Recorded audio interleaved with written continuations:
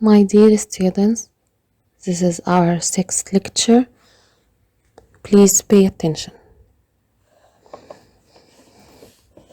We will discuss time series decomposition.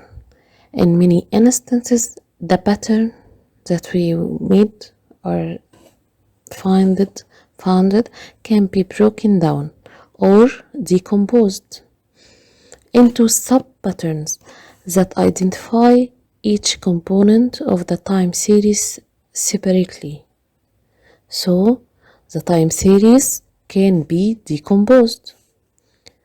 Such a breakdown can frequently aid in better understanding the behavior of the series, which facilitates improved accuracy in forecasting. So, decomposition assumes that the data are made up as follows. Data equal to the pattern plus error.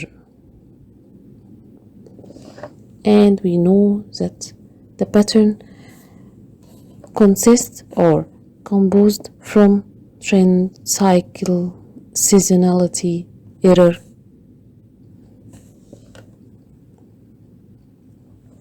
Decomposition methods usually try to identify two separate components of the basic underlying pattern that tend to characterize economic and business series.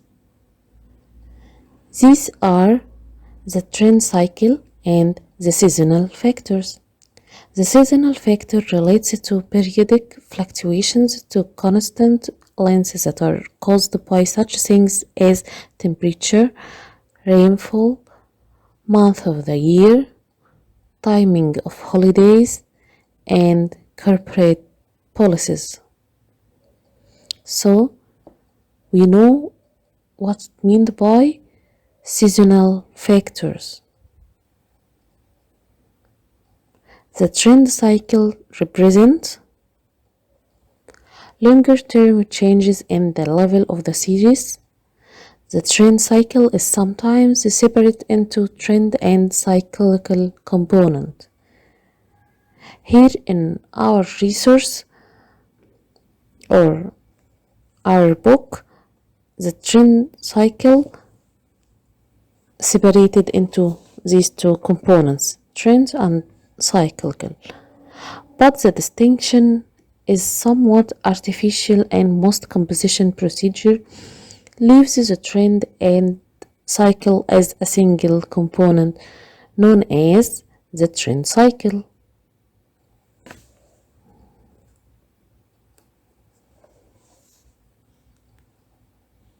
The general mathematical representation of the decomposition approach is yt is function of tt, st, and et, where yt is the time series value, which is actual value, at period t, or at a single time or given time.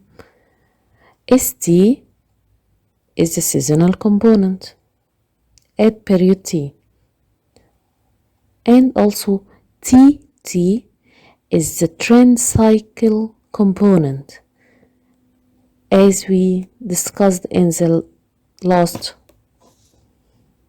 slide. tt is the trend cycle component at period t. Finally, et is the irregular or remainder component at period t. So, we should to know that there are two forms of decomposition model. The first one is additive decomposition model, and the second one is the multiplicative decomposition model.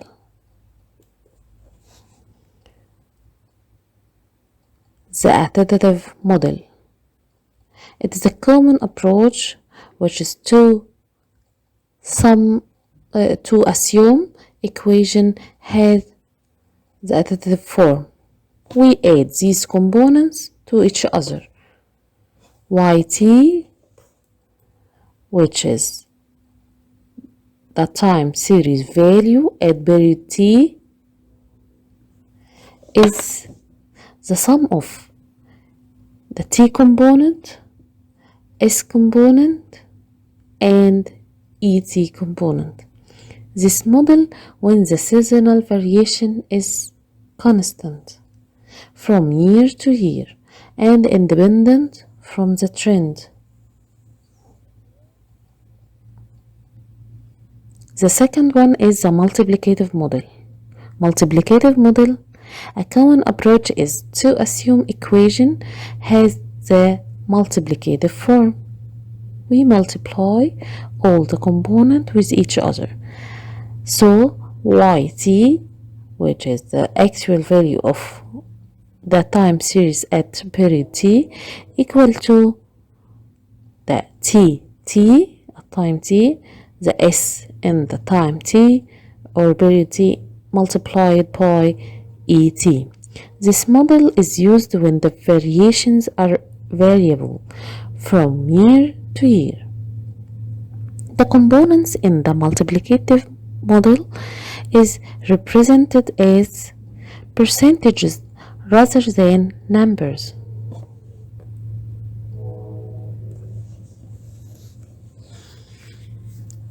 So we will turn to the most important point here, which is the moving average method. Moving averages are a fundamental building block in all decomposition methods. It is an important tool for time series analysis and forecasting. The trend cycle component can be estimated by smoothing the series to reduce the random variation. So we try to smooth the series. Why?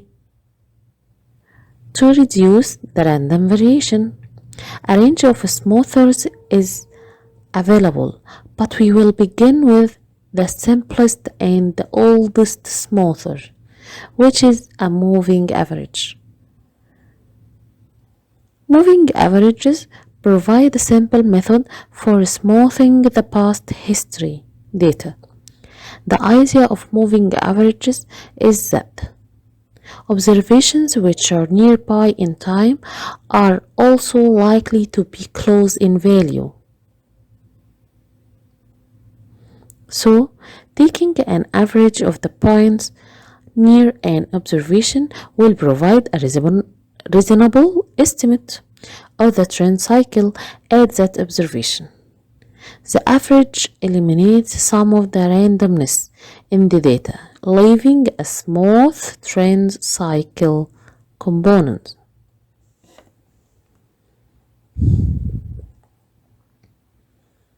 There are 4 types of moving averages. The first one is the simple moving average. The second one is centered moving averages. The third is double moving averages. And finally, the first type is weighted moving average. Simple moving averages we will discuss and explain it again. Simple moving average, it is the simplest form of moving averages in the simple moving average.